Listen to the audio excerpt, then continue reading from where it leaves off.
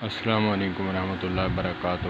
نماز میں مقتدیوں کا مل کر کھڑا ہونا حدیث پاک صلی اللہ علیہ وآلہ وسلم سے ثابت ہے۔ یہ مشترک مسائل ہیں،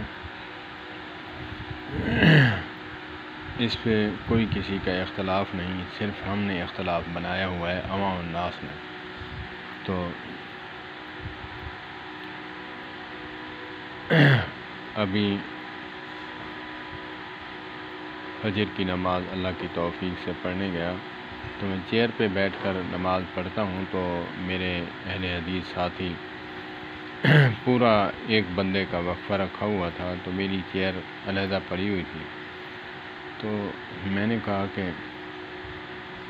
میری چیئر جو ہے امام کے پیچھے درمیان میں رکھیں تاکہ دائیں بائیں جو ہے وہ جو مقتدی آئے کھڑا رہے گا تو میرے لیے پرابلم نہیں ہوگا۔ اگر ایک نکر میں ہوگی تو اس میں یہی ہوتا ہے کہ 10 سے 15 بندے، ہاں ٹھیک ہے، جامع مسجد ہے، بڑا ٹاؤن ہے تو وہاں بھر جاتی ہے مسجد، تو وہاں تو ٹھیک ہے سائڈ پہ، لیکن جہاں پہ آئیں ہی 10-15 بندے تو وہاں کیا کرنا چاہیے؟ یہ اجتہادی مسئلہ ہے، لیکن اجتہاد جو ہے وہ تو پھر صرف علماء احناف ہی مانتے ہیں، ہم نہیں مانتے، اگرچہ اجتہاد ہم کرتے بھی ہیں۔ کافی جگہوں پہ مجھے اب تحقیق کرنے کے بعد پتہ چلا کہ اجتہاد ہم کرتے ہیں، مانتے بھی ہیں، لیکن امام ابو حنیفہ رحمۃ اللہ علیہ کا نہیں مانتے۔ تو درمیان میں فاصلہ تھا، تو میں نے کہا یار بات یہ ہے کہ جب ہم کھڑے ہوتے ہیں تو مقتدی کے ساتھ ایسے چپکے ہوتے ہیں کہ دوسرا جو ہے اگر حنفی بھائی ہے تو وہ اکتا جاتا ہے، یار میرے اوپر چڑھ رہا ہے، کیا کر رہا ہے؟ ہم تو حدیث پر عمل کر رہے ہوتے ہیں، تو وہ کہتا ہے کہ یار میرے اوپر چڑھ رہا ہے۔ بالکل نرم بازوں کے ساتھ، بہت ہی نرم اور محبت کے ساتھ، نرمی کے ساتھ، قدم کے ساتھ قدم اور کندھے کے ساتھ کندھا۔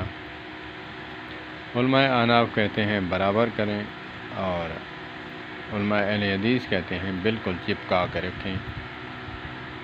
اور پھر میں نے اسے کہا کہ یار یہ وقفہ ہے، تو ہم جب وقفے کے قائل ہی نہیں تو آپ چیئر کے ساتھ میں لاؤ، چیئر کے ساتھ مل جاؤ تاکہ اس میں وقفہ نہ رہے، حدیث پر بھی عمل ہو جائے اور ہماری جو نماز ہے وہ بھی ناقص نہ ہو، کوئی نقص نہ آ جائے۔ تو عوام الناس جو ہے کچھ مسائل اپنی طرف سے گھڑ لیتے ہیں، علماء نہیں بتاتے، اپنی طرف سے گھڑ لیتے ہیں، اور کچھ مسائل سے پیچھے ہٹ جاتے ہیں، اس کا علماء کو کوئی پتہ نہیں ہوتا، عوام الناس ہی کچھ کر رہی ہوتی ہے۔ تو اسی لیے جب مقتدی شروع ہوتے ہیں تو امام کے سامنے مقتدی کھڑا ہوتا ہے، پھر دائیں کی طرف پھر بائیں کی طرف صف مکمل کر دی جاتی ہے۔ تو اسی لیے علماء احناف اور علماء اہل حدیث، علماء بریلوی تینوں جو ہیں یہ صف بندی کے قائل ہیں، لیکن بس کچھ مسائل ہیں جنہوں نے جس پر زور دیا اس کی عوام بھی ان کے مسلک والے بھی اسی پر زور دیتے ہیں۔ تو جس بات پر امام جو ہے تاکید کرتا ہے بار بار اور مقتدیوں کو بتاتا ہے، خود بھی عمل کرتا ہے، تو پھر عوام الناس اس پر زیادہ فوکس کرتی ہے۔ کچھ مسائل ہیں کہ جو اہل حدیثوں نے پکڑ رکھے ہیں اور کچھ علماء دیوبند نے ان کی عوام کو بتایا ہوا ہے، کچھ علماء بریلوی نے، تو یہ مسائل مشترک ہیں، کسی ایک مسلک کے اپنے نہیں ہیں ذاتی کہ وہ عمل کریں ہم نہ کریں۔ تو اسی لیے عوام الناس کو چاہیے کہ علماء سے پوچھ کر چلیں، تو کوئی اختلاف نہیں ہوگا، اور عمل کرنے کی جستجو سے پوچھیں، نہ کہ تنقید کی نظر سے۔